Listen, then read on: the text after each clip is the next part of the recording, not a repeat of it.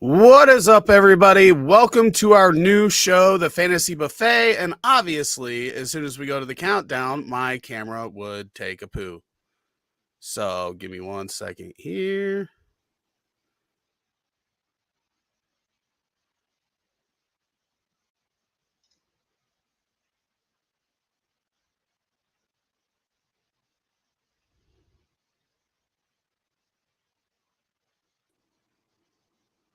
Standard, just break right as soon as we get in there, huh?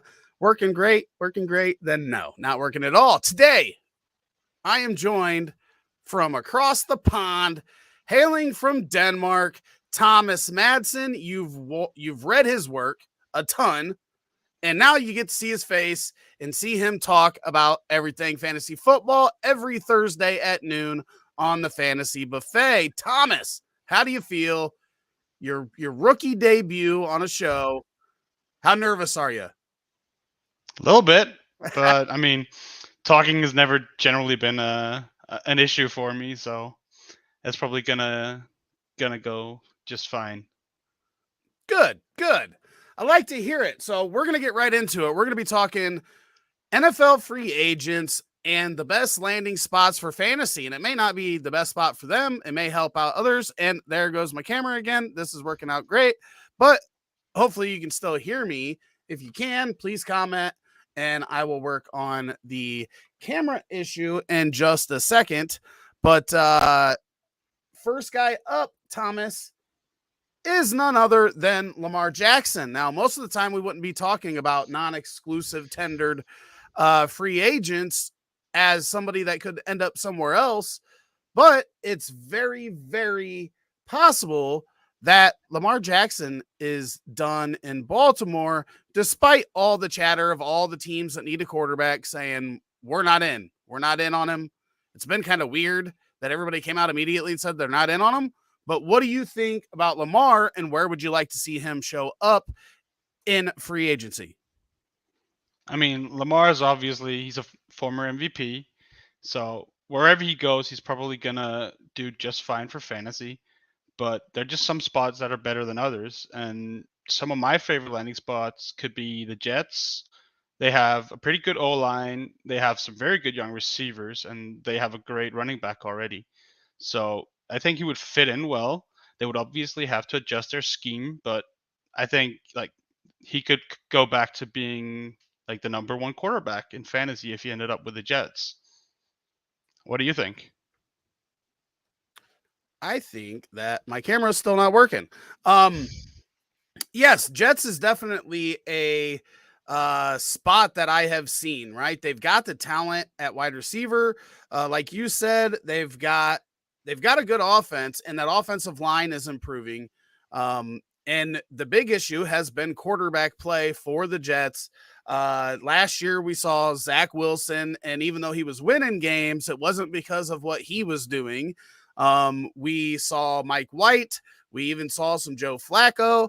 It's Streveler, I think, got some action. It's been a mess at quarterback for the Jets. Obviously, they're in play. Aaron Rodgers, probably going to be in play for Lamar Jackson. I mean, if you're a team that needs a quarterback and you're not drafting in a spot where you may be able to get that franchise guy, then you are doing your franchise a disservice by not taking a look at Lamar Jackson.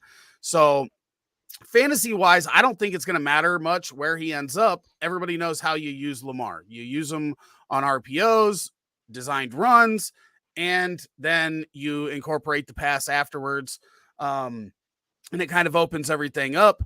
Obviously, a strong tight end would be something that you would think Lamar would like to see because he's utilized that tight end the most in Baltimore.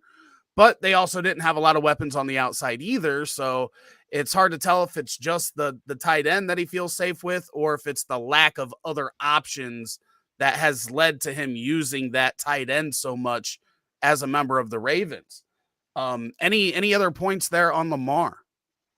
Yeah, I mean, I think the tight end has obviously been an important weapon for him, which is like it also means that there could be a couple other spots where he could be really, really good. Like the Raiders, they already have an established tight end, right? And you would even get like the 1-2 punch of a great tight end in Darren Waller with one of the best receivers in the game in Devontae Adams. But I do think you have to consider what would it do for someone like Devontae Adams or maybe even Garrett Wilson if he goes to the Jets. Yeah, I definitely think that it would benefit those pass catch. I mean, nothing can really hurt those guys outside of staying where you were in 2022, right? Yeah.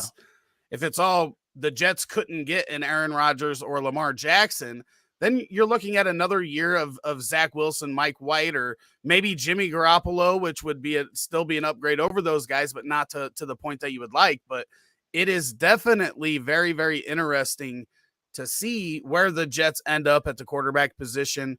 Probably not getting one in the draft. So they're going to have to do this with one of the free agent options or, swinging a trade, I guess. What if Lamar ends up in Miami? There's been talk that Miami's been interested in him. Maybe the Jets could then make a move for Tua Tagovailoa. But it's definitely very interesting to see what the Jets are going to do. That's one of the big things that I'm looking at this offseason is what the Jets do at quarterback because their weapons are solid. And if they can get a quarterback to lead that offense, they're going to be a dangerous team. They're definitely ascending. For sure. I think the issue that could be what could be the issue for Miami is if you want to sign him, like they would have to make a sign and trade with the Dolphins would have to make a sign and trade with the Ravens because they can't just offer him a contract. Like they're out of the game because you have to pay at least one first this season. So like the 5 teams that doesn't actually have a first round rookie pick this season, they can't even get in on the sweepstakes for Lamar via the tag, which is quite interesting. So they would have to figure out a deal with the Ravens, which could be more expensive than what you would have to pay via the tag.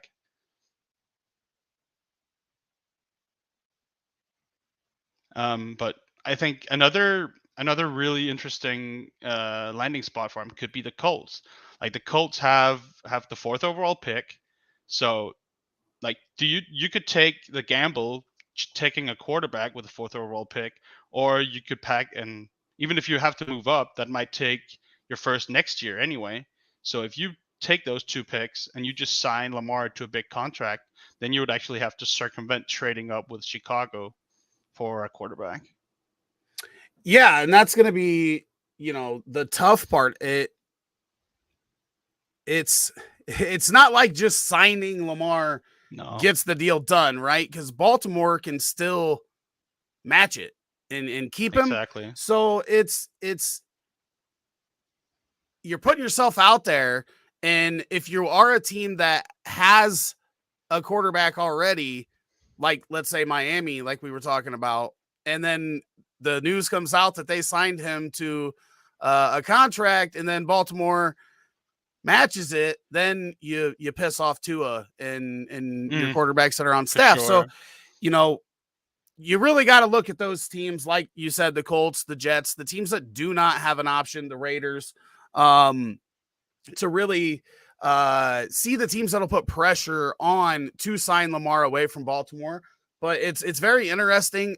I think there's a very high likelihood, even teams like Atlanta that said that they're not in the running, like, get out of here. Like, you're not sticking with Desmond Ridder if you can get Lamar Jackson. You're just not.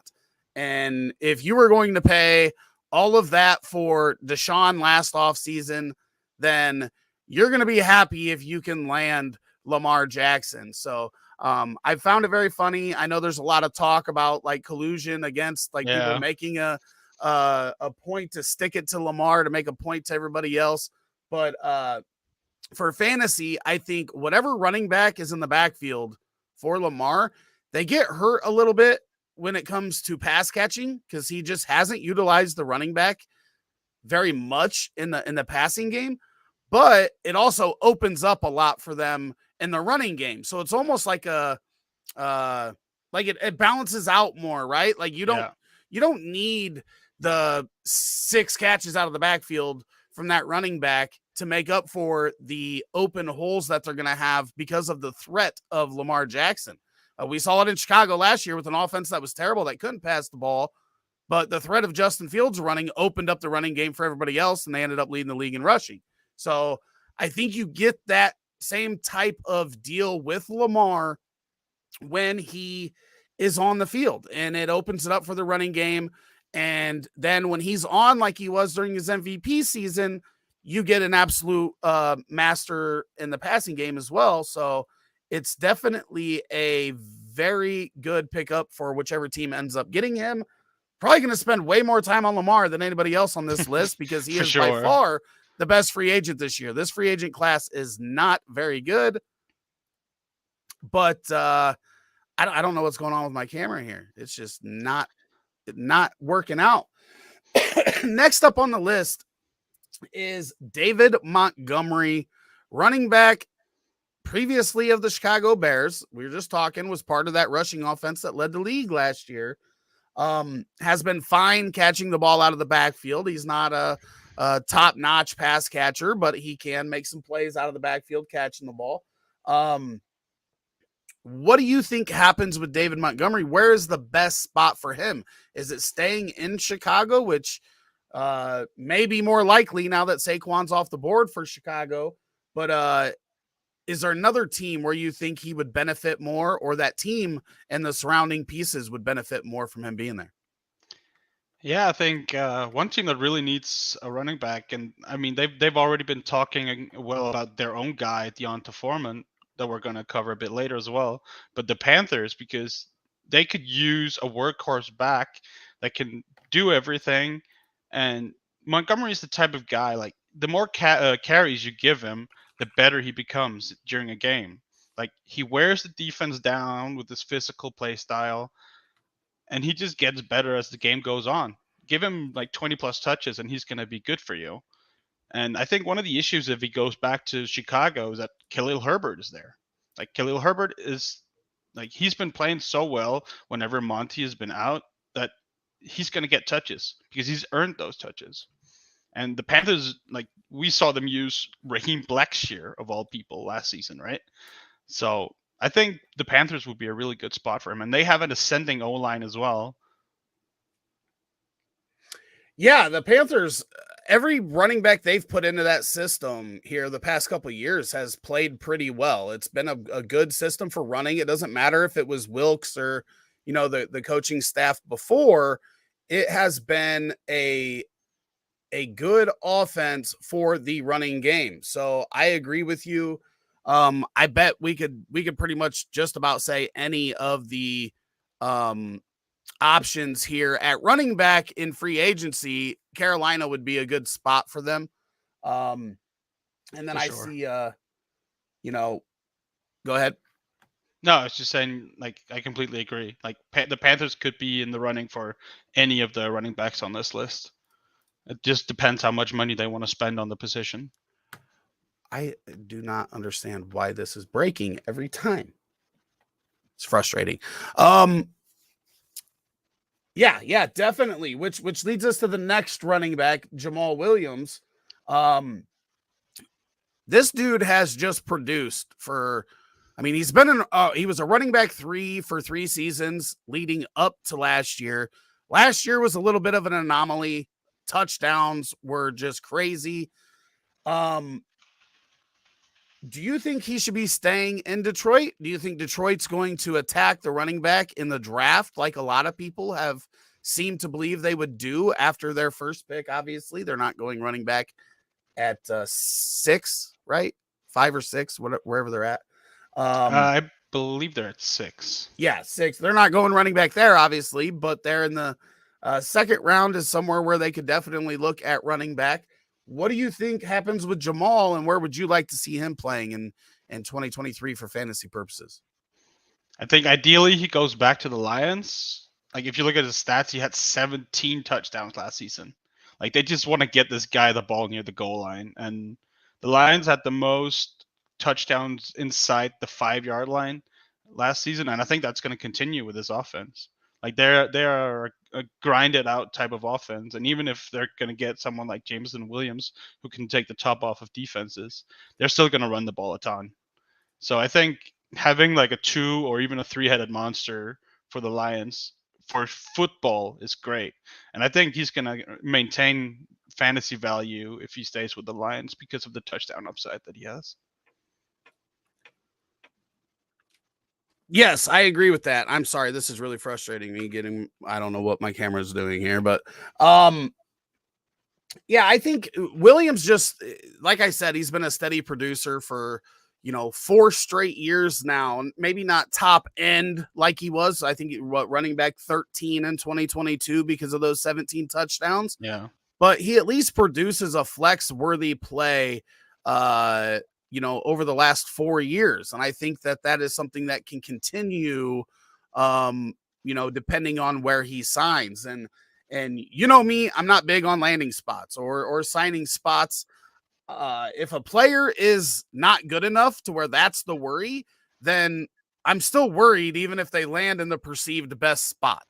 But I think Williams is just good enough where it doesn't really matter. He's going to get work. He's going to be a quality backup running back.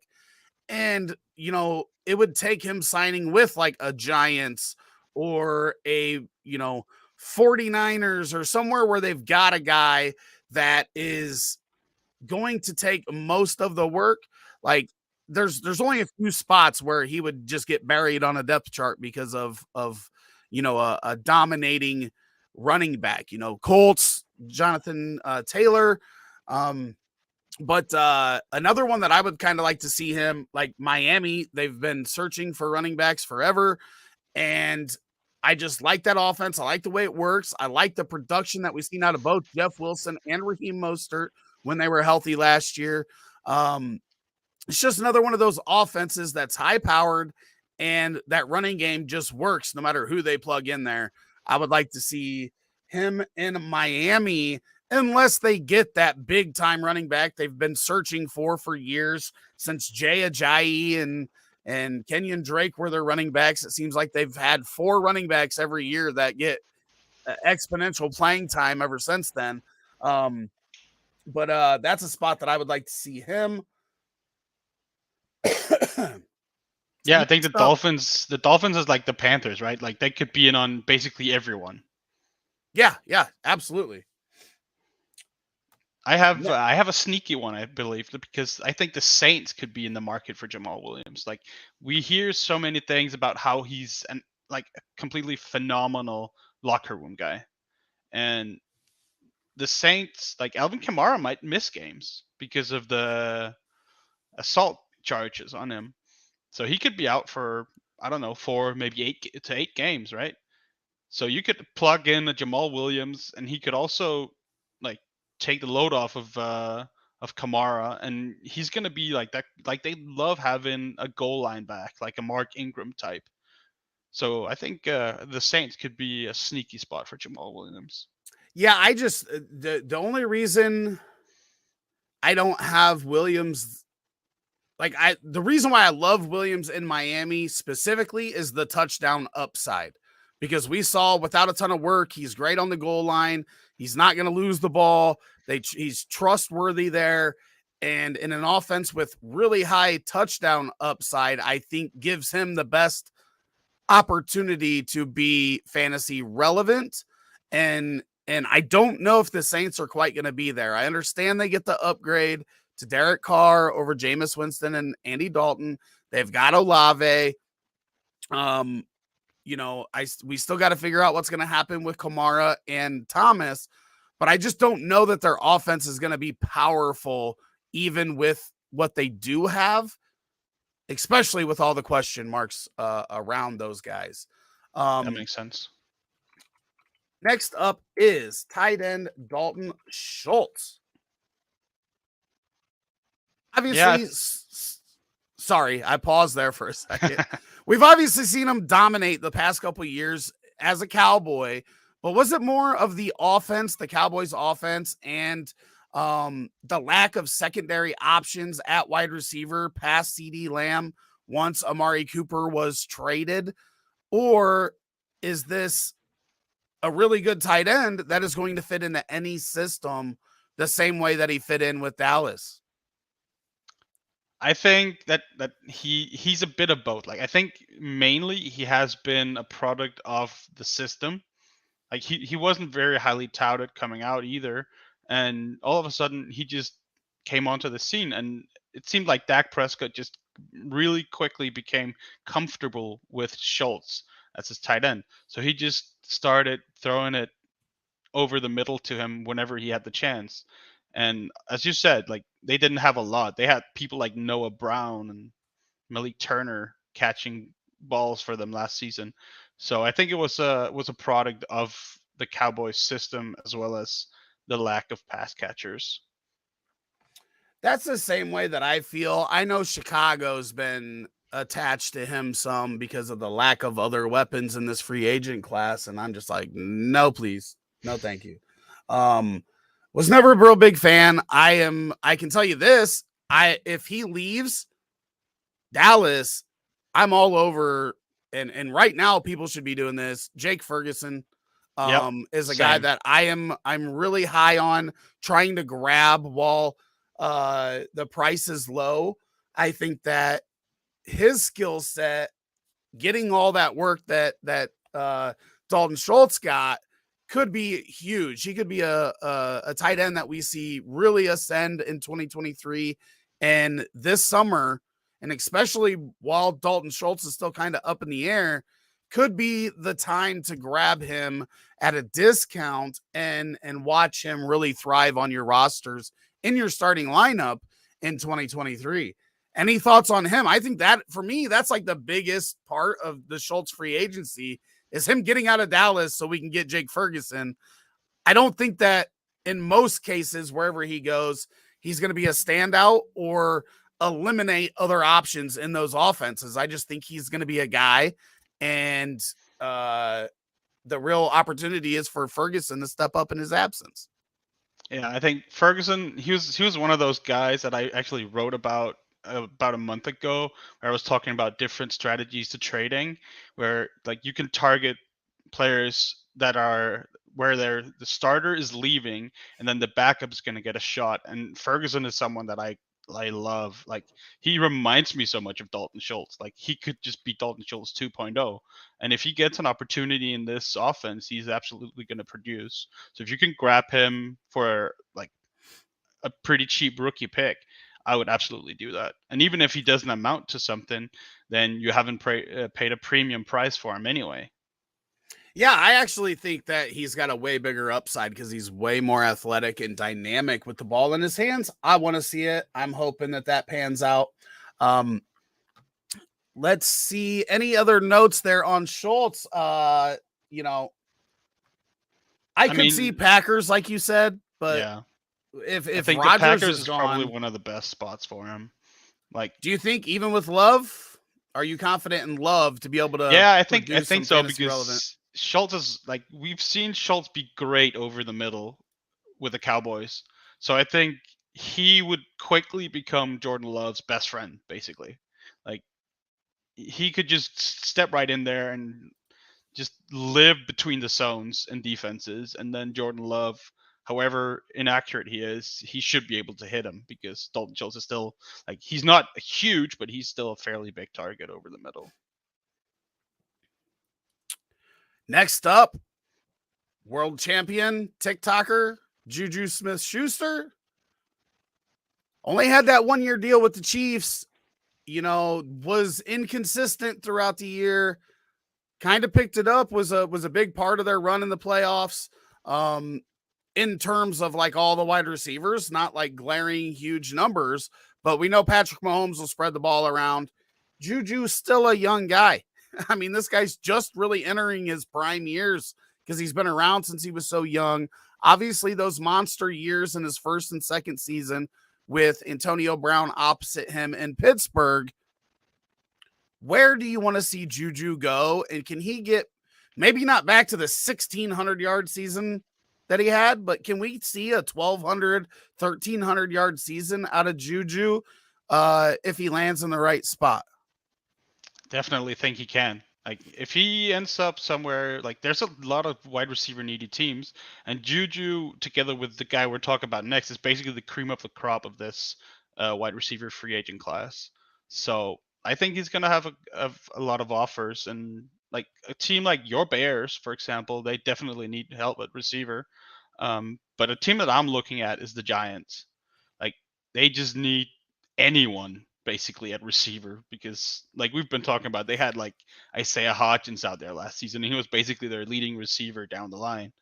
So I think Juju, if he goes there, and I think he fits what they want to do with Daniel Jones very well as well. So I think he could definitely be like 100 target guy, maybe even 100 receptions if he ends up with the Giants, because the target pie should be so big and there's not a lot of depth at the wide receiver position for them. The problem for me is if Juju is the number one option on an offense. And we've seen him go from having that really big threat on the field with him and being able to create that production, maybe because of that. You know, we never know. He obviously has had injuries and everything else too. And we saw Ben Roethlisberger plummet in his last few years.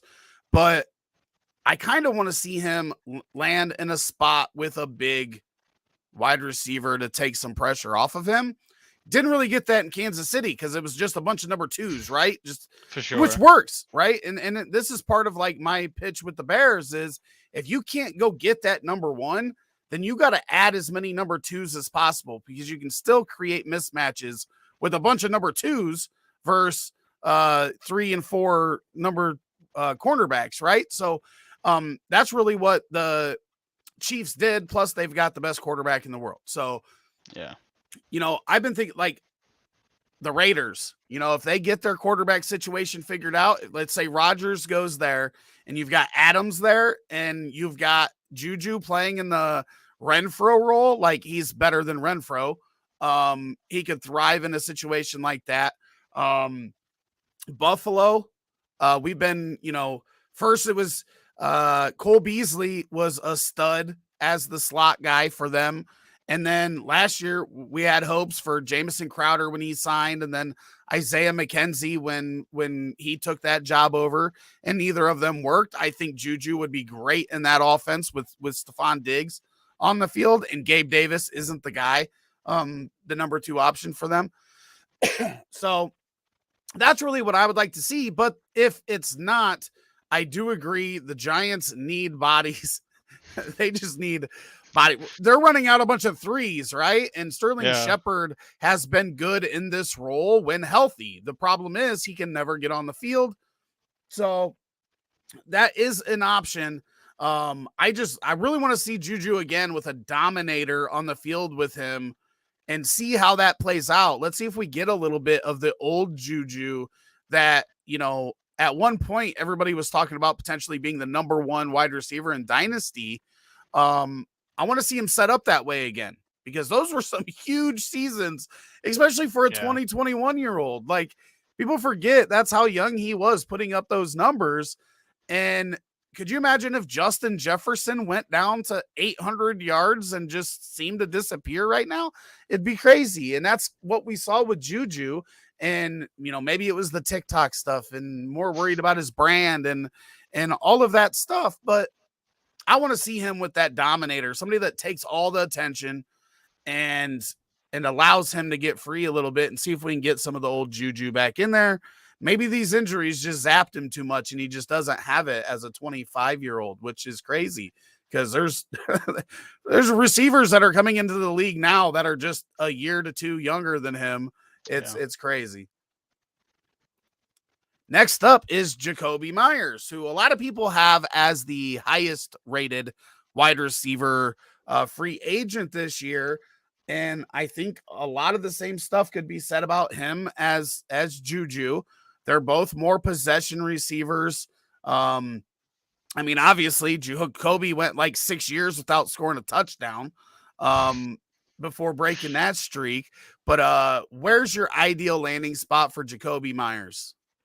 I mean, ideally, as a Patriots fan, I want him back with the Patriots he has a rapport with Mac Jones, and I mean Myers had 96 targets last season, so and I think he could even improve on that. But I think the Texans could be really interesting.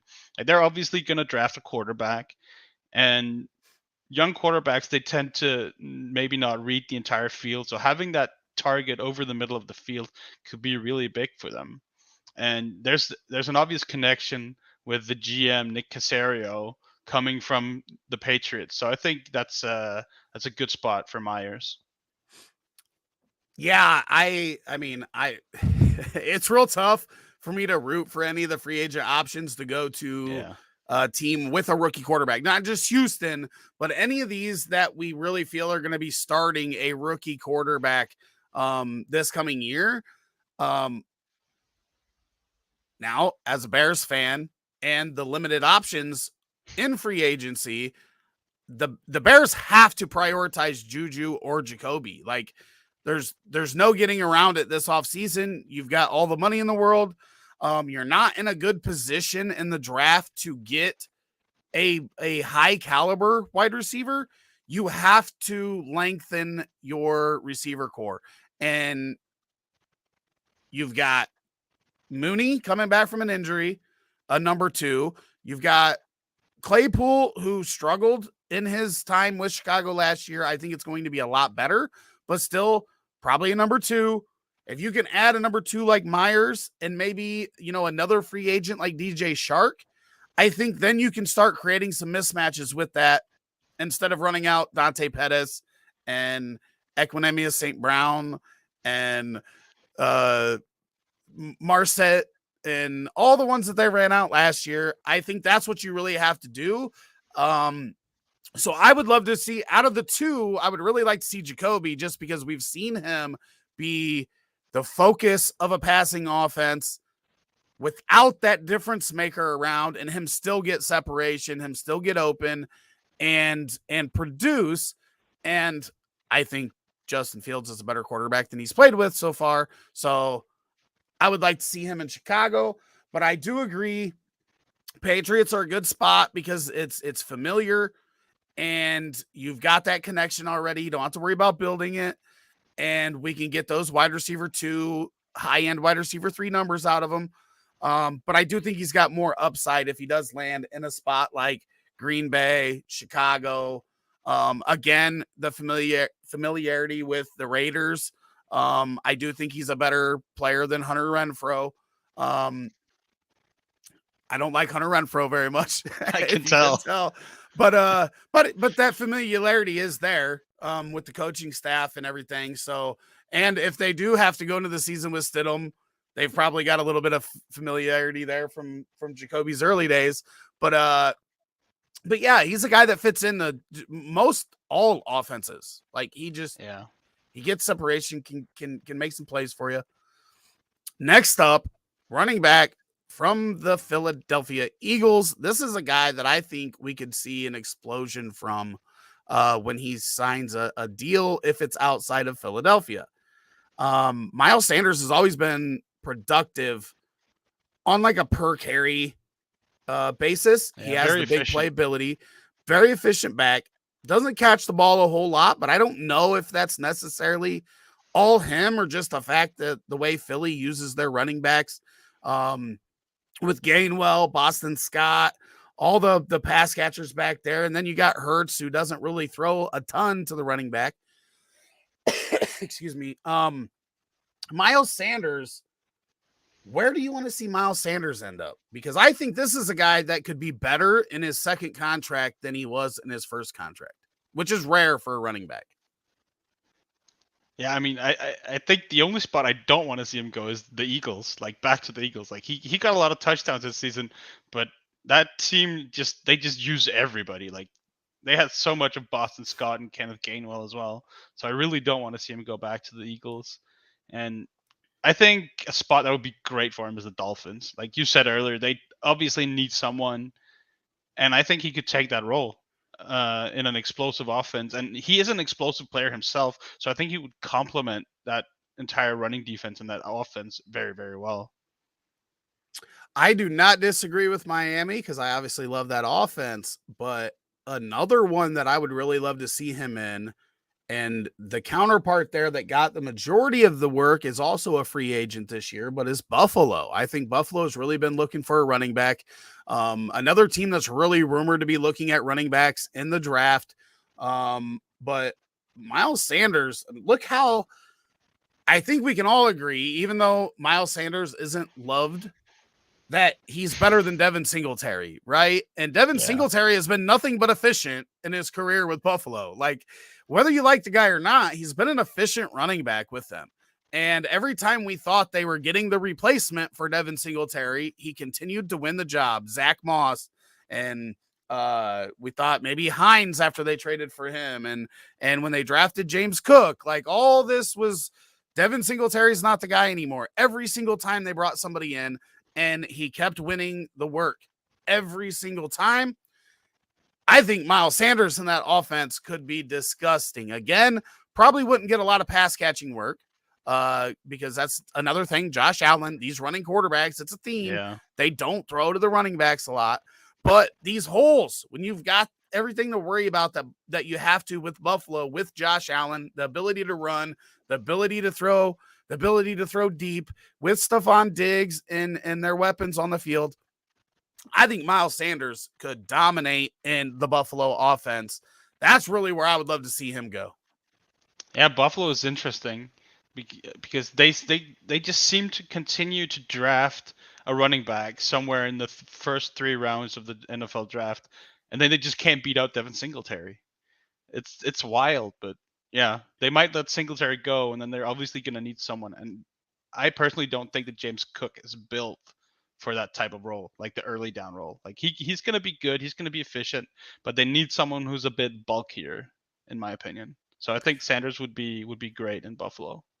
Yeah, and I think if they got that running back that they could really just, give the ball to 20 times, I don't know that there's a lot of those guys in this free agency class. And then if you can kind of fix that now, then I think Buffalo could really position themselves in the draft to attack some other more important spots. We say it all the time. Running back really in the NFL is kind of interchangeable. And especially in an offense like Buffalo, or some of those other Miami's, Baltimore's, maybe even Chicago right now, San Fran. Like, it doesn't matter who you plug in to those, as long as they're not. I mean, obviously, if they're just horrendous, then they're not going to be any good. But you're going to be able to get some fantasy production out of them in those offenses if they're getting a lot of work. And I think Miles Sanders getting 15 to 20 carries a game with maybe a catch or two could be huge in that offense. But that leaves Devin Singletary. Where's he going to go? And this is a guy, we were talking earlier about landing spots mattering. This is a guy that could end up getting buried somewhere, even if it's not perceived that way at the beginning. Yes, he's beat out the Zach Mosses and the James Cooks, but what happens if he gets in the same backfield? Let's just say Miami, and it's Jeff Wilson Jr. and Devin Singletary. I don't know that he wins that one. No, I think Singletary is difficult to pinpoint because he's been good in Buffalo, but they've also had investment in him the entire time. Whereas any team that's going to sign him, I don't think they're going to sign him to a big contract, right? So I don't think he's going to be a starter almost wherever he goes. He's not going to be a starter. So it's a difficult one. I think he might be the one that ends up like with the Saints to help them relieve Kamara while Kamara might be out. Yeah, I could definitely see that. I think the whole league's opened up to him. I think if Jamal Williams would leave Detroit, that he could fit in there. This may also be a back that we don't see sign until after the draft. Like, there may not be a market for him until teams figure out, have we filled this spot in the draft? Yeah. But the next guy is a huge question mark because 2022 was not very good, but every other year that he's played, even with limited touches in the backfield in Cleveland, This guy has produced and been fantasy relevant. Now he gets the opportunity to go out and pick a spot. Don't know what the market's going to be like because of the contract year not going his way. But this is a guy that can catch the ball. He can run the ball. Led the league in rushing before his troubles. What do you think happens with Kareem Hunt? Where do you want to see him go for fantasy in 2023? I mean, I think it's an interesting and maybe a bit controversial, but what if he goes back to the Chiefs? Like he could probably take that job from Isaiah Pacheco. Like he's a do-it-all back. He's better in pass pro.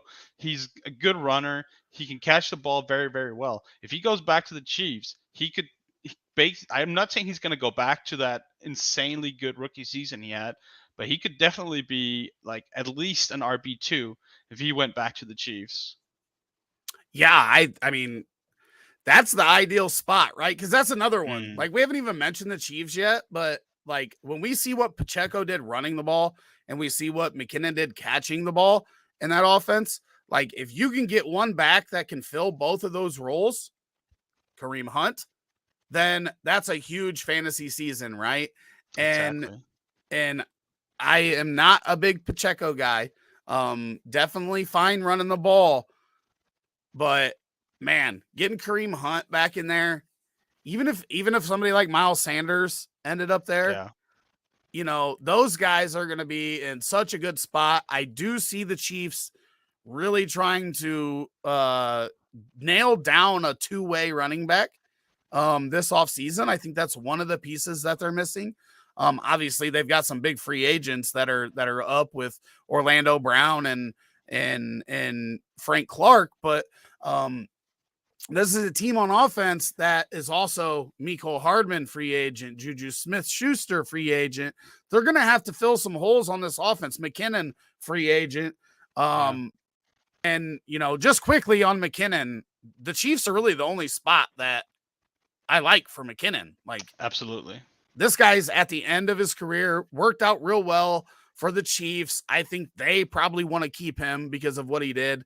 But I'm not going to be big on him if he ends up in New England or LA Rams or something like that. I think McKinnon really needs to.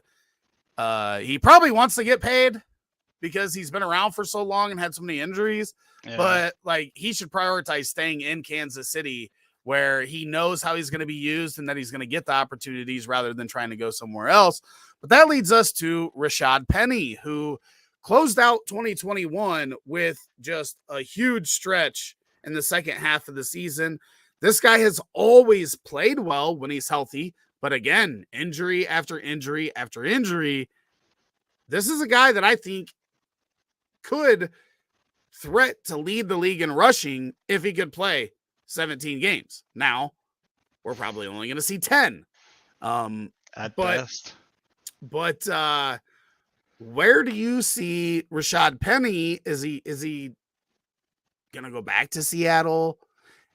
This is a guy that I could see. You've mentioned the Saints a couple times. Where do you see Rashad Penny ending up? And is he going to have any suitors because of the injury history?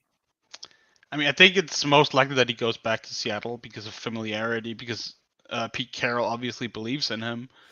But, I mean, then he's going to be stuck behind Ken Walker, right? So I don't think it's, for his fantasy value, it's not going to be a great spot. I think he could be someone that Buffalo takes a look at because he has the body size and he's a bigger back where he would complement James Cook very well. But I think one place that could be interesting is also the Cardinals, because James Conner just seems to get injured as well. Like you would just have Penny and Conner, and whoever would be healthy would just be the guy to start, right? And whoever's been the running back in that system has done well. And I know they have a new system and all that, but like we saw, Benjamin do very, very well in that system. So I think Penny could do exceptionally well there if he could just beat out James Conner. Dude, the threat of a running quarterback opens it up for the running backs. Like it's a big, big advantage for running backs in those systems. And Kyler Murray, when he's at his best, is one of those quarterbacks that opens it up for the running backs. And I agree with you. That would be a good spot. But this is a guy where if Chicago, I like Rashad Penny's talent a lot. And, the big knock coming out when he was drafted in the first round was, is he going to be able to get on the field? Because he cannot pass block. But True. when it comes to Chicago, that's what Khalil Herbert's for. He is a guy that is decent pass blocking, not great, not as good as Montgomery, but you're not going to have Penny on the field as much on passing plays as you are with Khalil Herbert. Buffalo, again, with his rushing ability in that offense.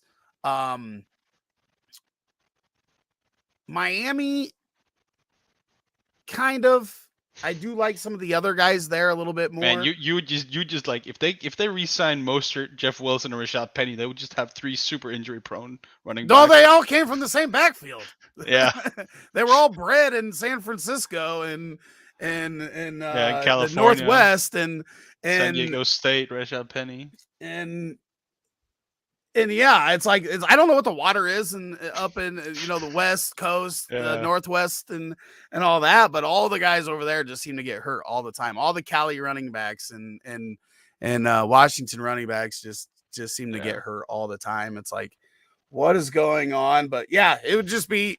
I mean, you'd have a 1 in 3 chance to have a starting running back every game, right? Like 2 of them are probably going to miss, and then whichever one you can plug in. But he's got so much upside running the ball. He is so good running the ball. It's just, can he stay healthy? And I don't think we have history tells us no, right? History definitely tells us no. And you know what I say about history?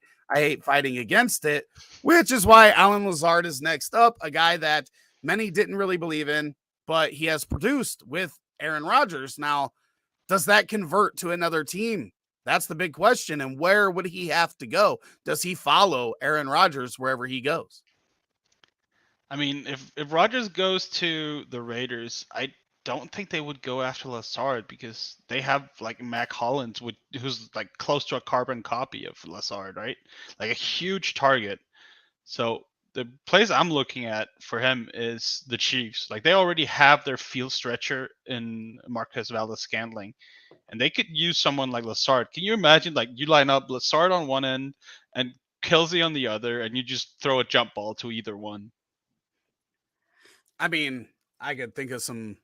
I'd rather see Mike Evans there for that than Allen Lazard. But I get what you're saying. He needs to pick a good quarterback. Yeah. Because a bad quarterback, I don't think can make Allen Lazard good. But a good quarterback can make him feasible, especially when we're talking in terms of fantasy. Yeah. He needs that. I don't think him going and playing with, Mac Jones in New England's going to do it. Sorry not to pick on your Patriots, but I just don't think that's the play for him. I do think it is with a Patrick Mahomes and Aaron Rodgers, even Buffalo again with Josh Allen, or depending on what happens in Los Angeles for the Chargers and Keenan Allen, which is who we're going to talk about next. But opposite Mike Williams could be a spot. But we will talk about Keenan Allen here because it has been rumored that he is a cut candidate. Now, I think they save more money if it's after the June 1st date, right? With releasing Keenan Allen. So it may be a little while before we see him. But if he does get cut, where do you want to see Keenan Allen end up? The Colts. Like, I don't care who's going to be the quarterback there. Keenan Allen and the routes he runs is so crisp. Like, he would help any quarterback. And especially if you have like a rookie quarterback, you want someone who's going to be reliable. And they already have Michael Pittman, who's the big body guy. They could use someone like Allen to just run those underneath routes that they've been using Paris Campbell for. And Allen is just such an upgrade over Paris Campbell. Yes, but again, as a Bears fan, really hoping for a wide receiver to just show up out of nowhere. I would love to see Justin Fields throwing to Keenan Allen. But if I'm being more optimistic, I think Kansas City would be a great spot. If we had him running his routes with Kelsey running his routes with Mahomes throwing them the ball, give it to me all day long. I have so much Keenan Allen. I would love it. Again, Buffalo. I think that San Francisco has a hole for a possession type receiver. Ayuk's getting better in that role, but I think Keenan Allen in that role would be awesome, but that may diminish some fantasy for the Ayuk or Kittle or Debo. But I want to see him in a good offense. I don't want to see him take a payday and end up, in Pittsburgh relying on a Kenny Pickett or any of those spots like Seattle with Geno. Like, I'm not confident in that. Like, I want to see him go somewhere established with an established quarterback, an established offense, so that we don't see with him what we saw with Allen Robinson later in his career.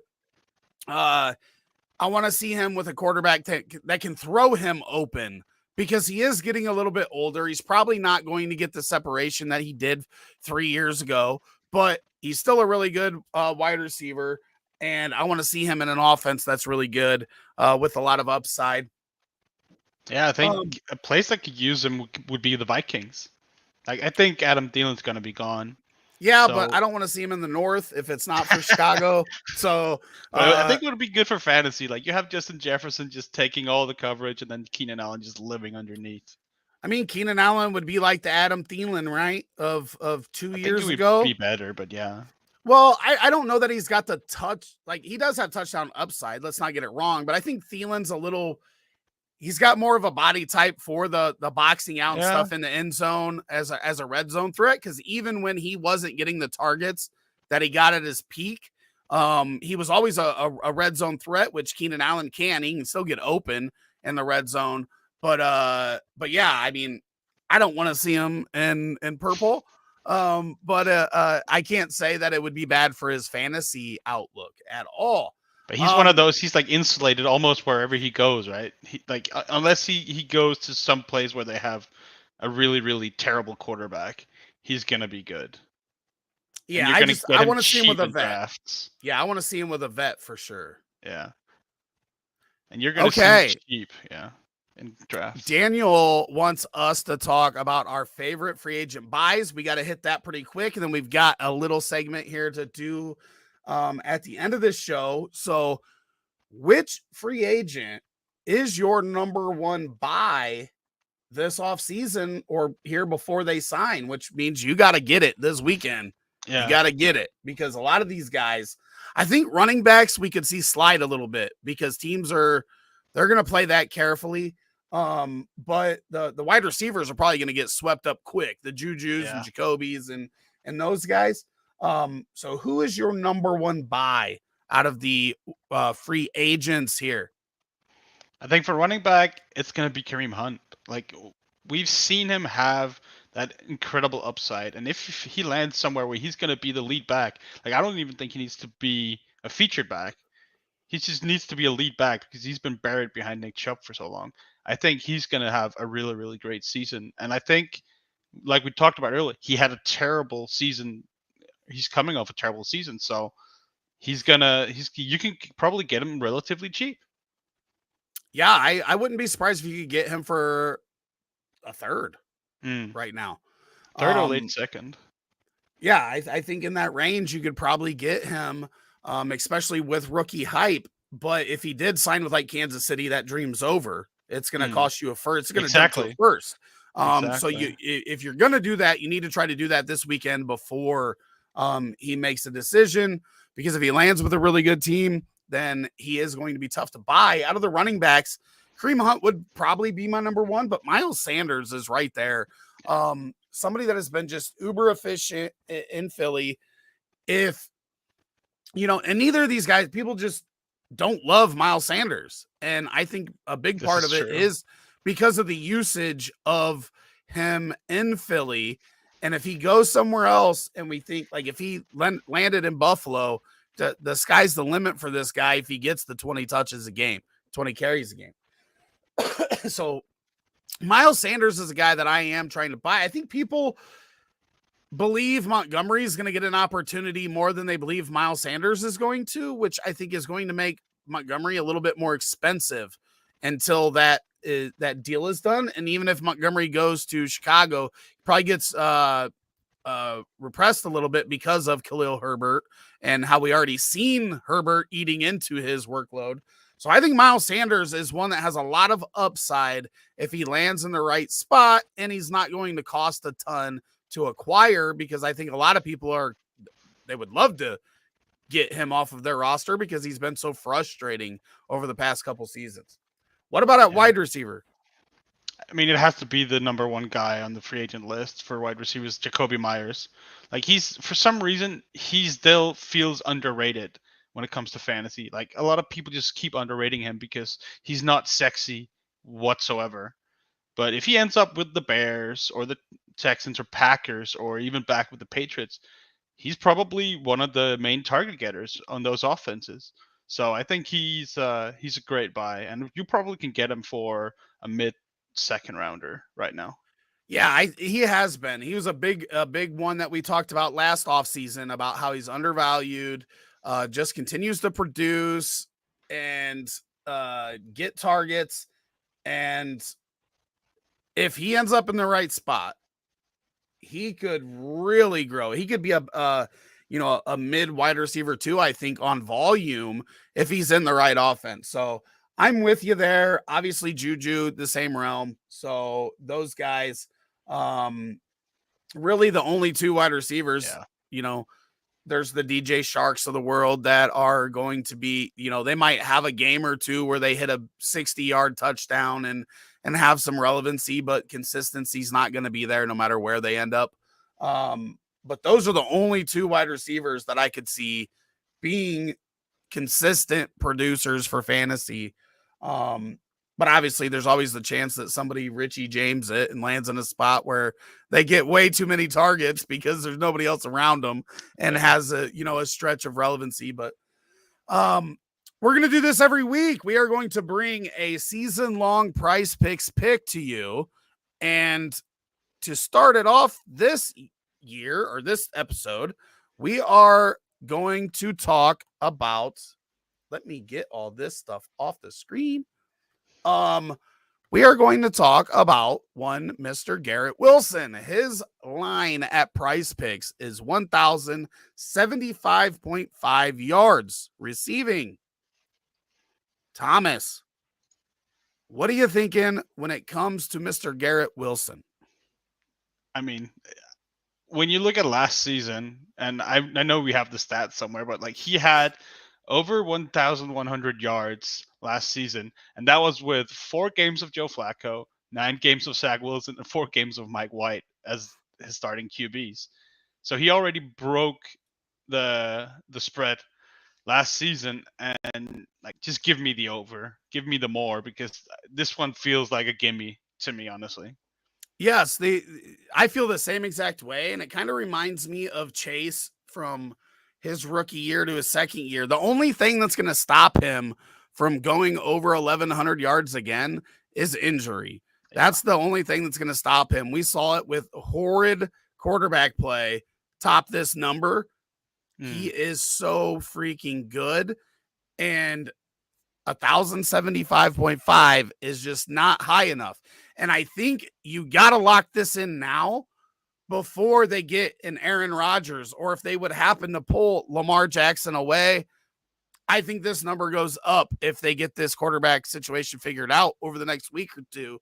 So you want to get that locked in, but we will be bringing one of these plays every week on this show. We will have a different play that we talk about as a quick little segment in here. And if you want to support the channel, if you deposit at Price Picks using the code HEAT, HEAT, you greatly help out the channel. And it's $10. They're going to give you $10 for free for match. They do that up to 100, and you can start putting in your plays, win some money, have some fun. Thomas, any last notes on free agency?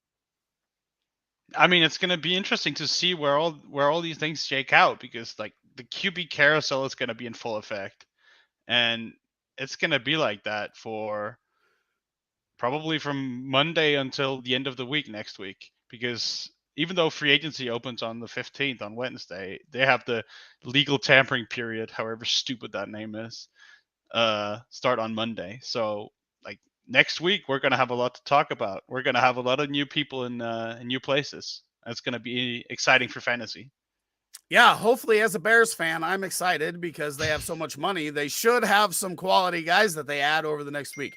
Thomas, great first show. Obviously, I'm the one that ends up with all the issues. Can't get my camera to work, but we powered through. We got the first one in, and I look forward to doing this again every Thursday, noon Eastern.